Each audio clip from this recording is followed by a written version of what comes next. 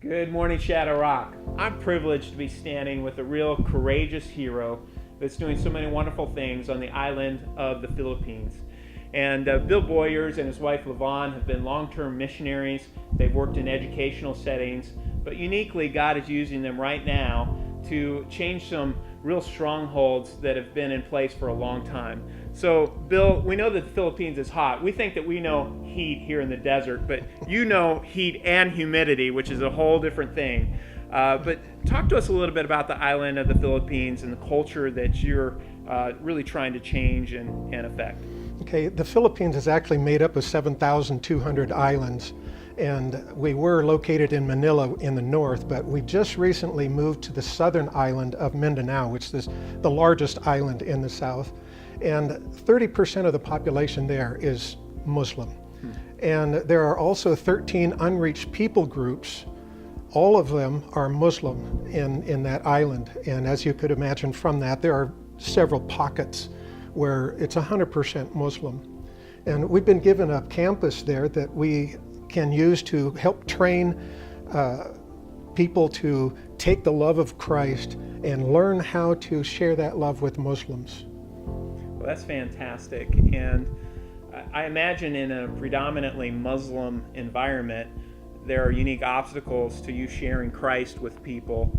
But God, has used you in amazing ways, and you were sharing with me earlier that there's a story of just kind of a tragic story, but that God really redeemed it and turned it around and used it in amazing ways. Would you mind sharing that story with us? Yes, one of the pastors that we're working with shared with me an occasion where he and his wife had left their village, and while out, learned that a terrorist group was going to make a raid on their village. And so he texted his two teenage daughters to get them to leave as quickly as they could. But the eldest one made it, but the 14-year-old was not able to make it. And she was brutally murdered along with several others in the village.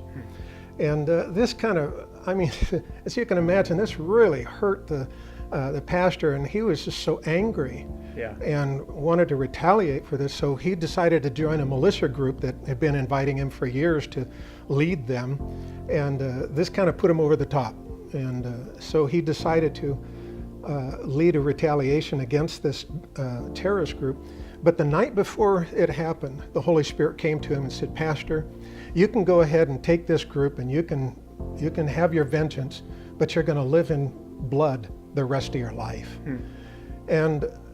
But if you decide to forgive them, which is what I want you to do, then I will open up a door of ministry that you couldn't even imagine. And so he was able to convince the militia group that they would go ahead and forgive, and it so surprised the leader of the terrorist group that he sent some of his men to go get the pastor and explain what had happened. And when he learned that indeed they had forgiven, instead of coming back and wreaking violence themselves, would rather share the love of God and forgiveness, he gave this pastor 3 hours to share his understanding of the love and forgiveness of Jesus Christ. Wow. That's pretty amazing.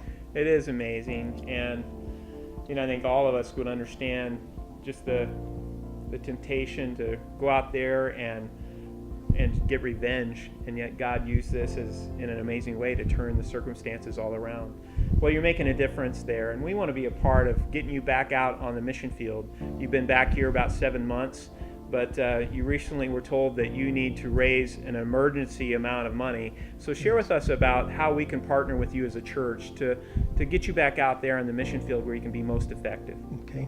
Yeah, 2 ways that you can help. Number 1 is prayer. We have a spiritual stronghold that has been sitting there for hundreds of years, if not thousands of years, and never been broken.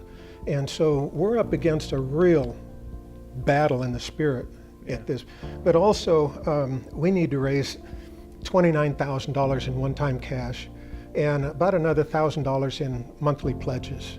And by participating in praying for us and helping us financially, that'd be a big boost to helping us get back. Well, we'd love to get you back out there. And so we're going to commit as a church to pray for the Boyers, Bill and Levon Boyer, who are courageous missionaries in the Philippines. And we also want to partner with them as much as we can to make a big dent in this $29,000 that they desperately need right now. And so we're going to ask you to prayerfully consider doing that, and we'll give you an opportunity, instructions about how to do that a little later on in the service. But God bless you. Thank you for letting us share Bill and LaVon Boyers with you this morning. Thank you. Thank you, Pastor.